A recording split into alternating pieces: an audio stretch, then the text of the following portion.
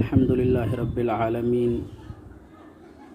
وبه نستعينه على أمور الدنيا والدين سبحانك اللهم لا علم لنا إلا ما علمتنا إنك أنت العليم الحكيم ولا ليال إن شاء الله تعالى حنجعل السيئين هلكان إذن كسو قدبينو آيات كمداه إن شاء الله تعالى قرآن الكريم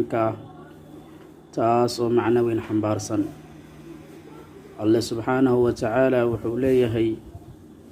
الله يتوفى الأنفس حين موتها واللاتي لم تمت في منامها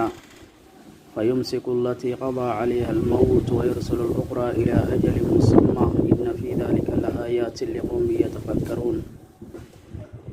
geerida waa laba nooc mid yar iyo mid weyn weeyaan ilaahay wuu oofsanayaa naf walba oo ka mid ah bini aadamka xilliga hurdada wuu oofsanayaa marka waa xagee qayb ka mid ah geerida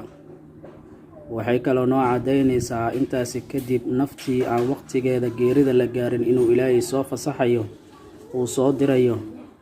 naftii geerida lagu xukumayna ilaahay uu haysanayo waxayna taasi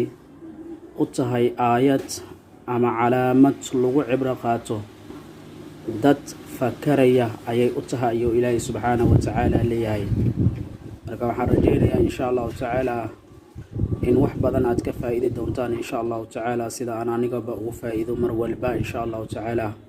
macnaha weyn ay xambaarsan tahay aayadan